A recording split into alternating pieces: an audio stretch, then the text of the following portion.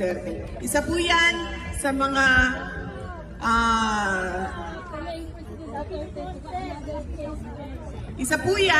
mga gusto nilang gawin, no, para palakasin yung kaso sa war on drugs. Ang gusto na lang nila sabihin, meron kaming mga nakitang buto dito.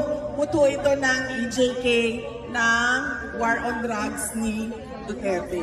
Yan lang po, napakasimple. Dahil wala naman po silang paggagamitan sa mga buto na yon, kung hindi ibalik yon sa mga pamilya ng mga nawalan ng mahal sa buhay. Dapat i-DNA, Sarah.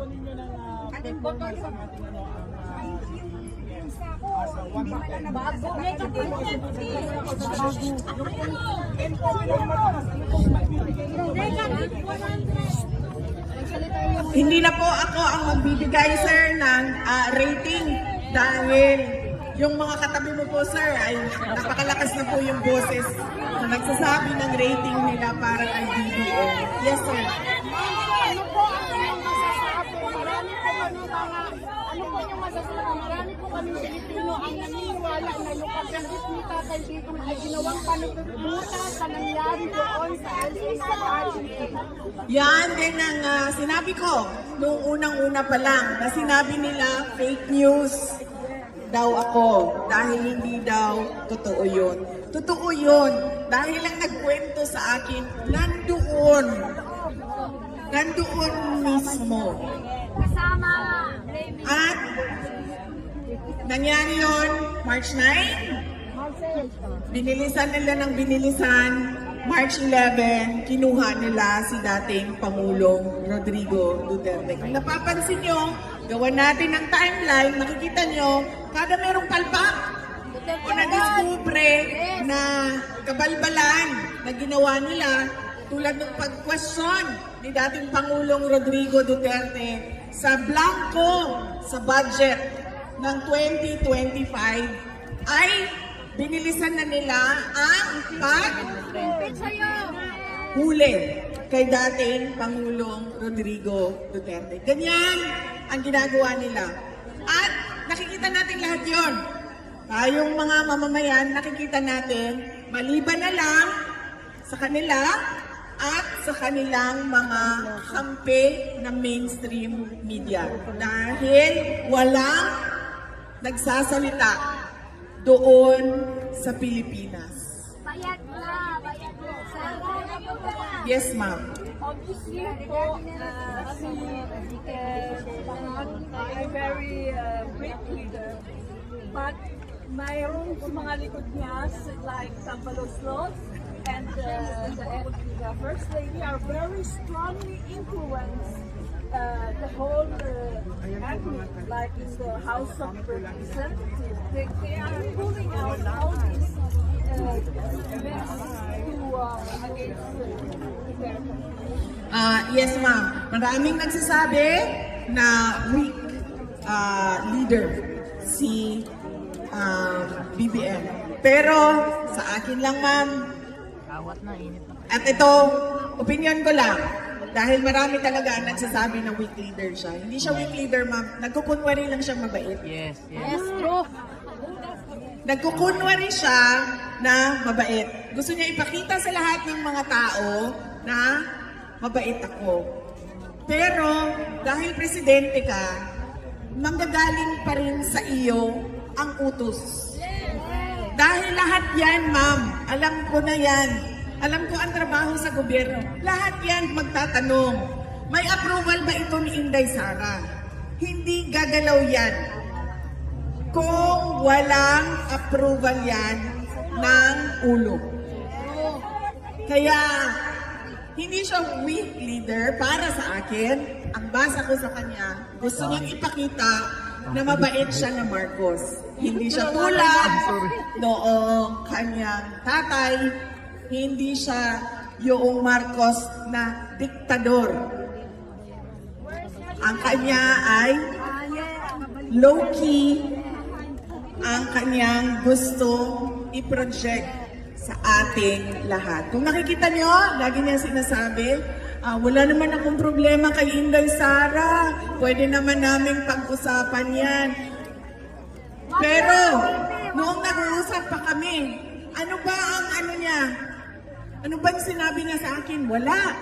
Nagtanong siya sa akin, ano bang mga project? Sinabi ko sa kanya, may nangyari ba? Wala. Tapos na itong administrasyon na ito. Midterm na sila. 3 taon na ang lumipas, pero wala pa rin tayo nakita. Sana hindi mo na lang ikinangkanya. Kulang na ang 3 taon para sila ay gumawa ng big ticket projects o malalaking development projects para sa ikauunlad ng bansa. Dahil gaano ba katagal gumawa ng project? 9 years. Inubos na yung pera. 6 years lang ang termino ng presidente. Kaya kinakailangan ang continuity. Dahil kailangan mo isunod, ituloy yung ginawa mo nauna o nakaraang presidente. At yun ang sinabi niya sa ating lahat. Yes. Sabi niya, Binoto, BP ang yun. continuity at unity. Yes. Pero dahil low-key, kunwaring mabait ako na tao, ganon ang kanyang pinapakita sa ating lahat. Duterte! Duterte!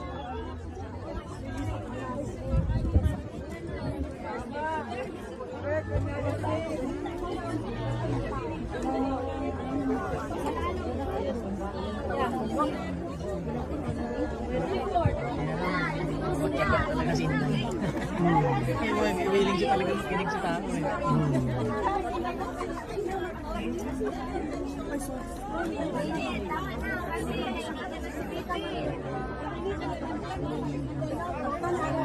Sa akin yan, sagot lang tayo na common sense na talaga. Matyaga talaga, willing talaga. Willing talaga siya makinig. Kataot talaga siya.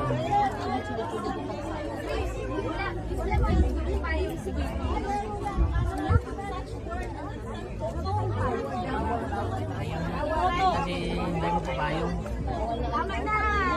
Kawawa naman ang Vice President natin na mainit na mainit. Ang tanong dito ay bakit hindi masabi ni Senator Amy Marcos na ang kapatid niya, si President Marcos, ang nagpadala kay Pangulong Duterte dito sa The Hague.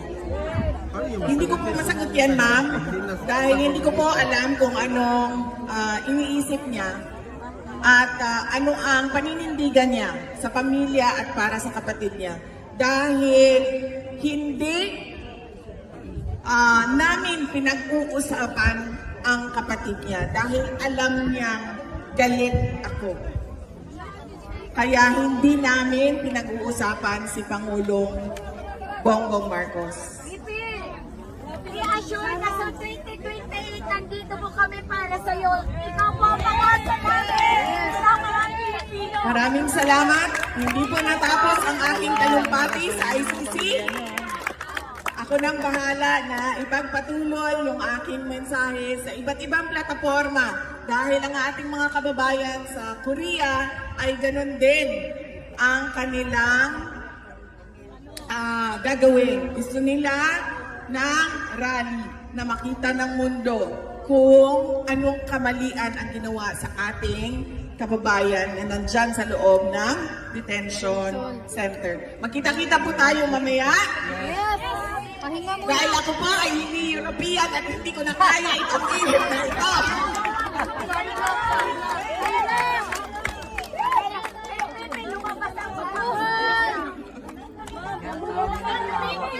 Grabe kayo.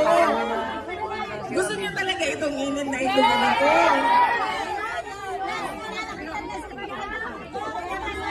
Mamaya ulit. Ito kayo magkakasakit.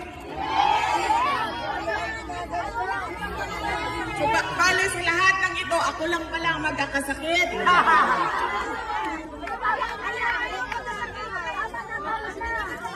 Ayaw natin ng araw sa Pilipinas, araw-araw ito. Yes, ma'am.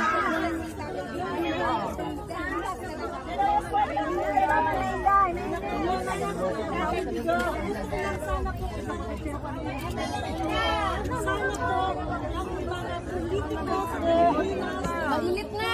Mainit na! Ilan na mo?